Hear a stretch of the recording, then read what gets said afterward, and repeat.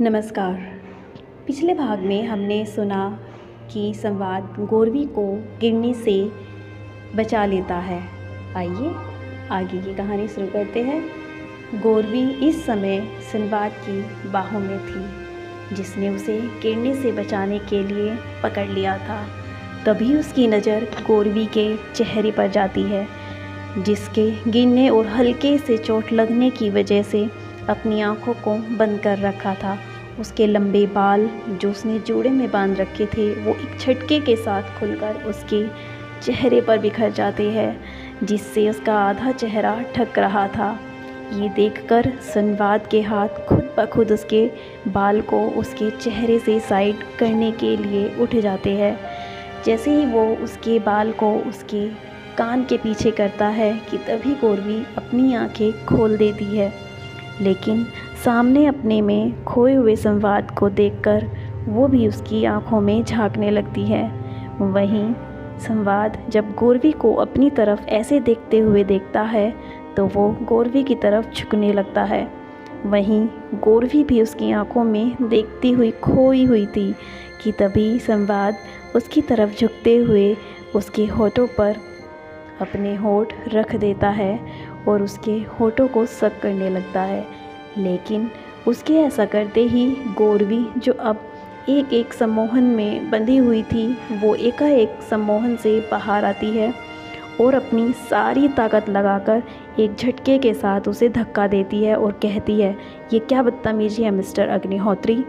उसकी इस बात को सुनकर संवाद गौरवी की तरफ देखते हुए कहता है, मिस रॉय, आपको ये बदतमीजी लगी, लेकिन मुझे तो ये सब काफ़ी अच्छा लगा। कहते हुए हल्के से अपनी एक आई को पिंक कर देता है।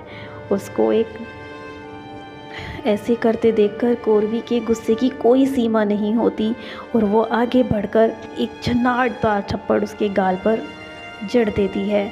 उसके ऐसा करते ही संवाद उसके हाथ को पकड़कर अपनी तरफ झटके से खींचता है, जिससे वो उसके सीने से लग जाती है। इसी के साथ संवाद झुकते हुए उसके कानों में बड़ी मदहोशी भरी आवाज़ में कहता है, मुझे थप्पड़ मारने का हक मैंने सिर्फ अपनी बीवी को दिया है और आज तुमने मुझे थप्पड़ मारकर ये साबित कर दिया कि आप मेरी बीवी बनने के लायक हो।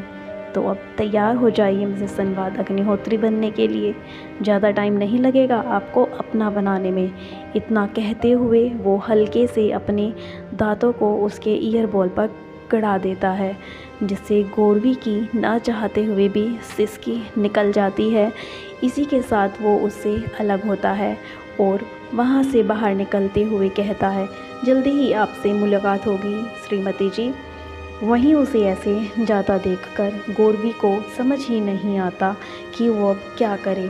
उसे उसकी बातों पर बहुत ही ज़्यादा गुस्सा आ रहा था, लेकिन वो अभी कुछ कर भी नहीं पा रही थी, क्योंकि कहीं ना कहीं उसकी ये छुअन उसके दिल को सुकून पहुंचा गई थी, जिसे वो मानने से इनकार कर गई थी। बल्कि उसने अपने इस इमोशन को गुस्से के अंदर छुपा लिया था। वहीं संवाद इस मीटिंग रूम से निकलते हुए अपने बालों में हाथ फेरते हुए कहता है, जल्दी ही मुझे मेरी श्रीमती जी को मनाना होगा। इसी के साथ वो बाहर निकल जाता है और अगले ही पल किसी के फ़ोन पर मैसेज करता है, जल्दी ही हम कॉन्ट्रैक्ट साइन करने के लिए मिलेंगे। उसके इस मैसेज को देख रही गौरवी का दिल करता है कि वो अपने हाथ में पकड़ा हुआ फ़ोन वहीं पटक दे, लेकिन फिर वो अपने गुस्से को संभाल लेती है और अपने कैबिन की तरफ बढ़ जाती है। उसका मूड बुरी तरह ख़राब हो चुका था, इसलिए वो अपने कैबिन में जाते ही इंटरकॉम से कॉफ़ी लाने के लिए कहती है और फिर अपना लैपटॉप खोलकर काम करने जाती है। लेकिन अगले ही पल उसे लैपटॉप की स्क्रीन पर कुछ देर पहले संवाद के द्वारा किया गया किसका विजुअल दिखाई देने लगता है। ये देखकर वो अपने पास रखा हुआ एक पेपर वेट उठाकर वहीं फर्श पर दे मारती है और खुद से ही कहती है, मेरा बस चले तो मैं उस आदमी का खून कर दूंगी। तभी उसके कैबिन के गेट पर नॉक होता है। इस नॉक को सुनकर गौरवी अपने आप को नॉर्मल करती है और कम इन कहती है, जिसे सुनकर बाहर खड़ा हुआ इंसान कॉफ़ी लेकर अंदर आता है और उसके सामने कॉफ़ी रखकर चला जाता है। वहीं दूसरी तरफ संवाद गौरवी के ऑफिस से निकलकर सीधे हॉस्पिटल जाता है और वहां पर इस वर्कर की तबीयत का अपडेट लेता है। भगवान की कृपा से उस वर्कर को ज़्यादा कुछ नहीं हुआ था, सिर्फ उसके पैर की हड्डी में फ्रैक्चर हुआ था, जिस वजह से उसके पैरों पर प्लास्टर कर दिया गया था। सब जानने के बाद संवाद धैर्य के पास आता है और कहता है, मैं उस वर्कर से मिलना चाहूँगा। उसकी इस बात को सुनकर धैर्य हाँ में अपना सर हिला देती है।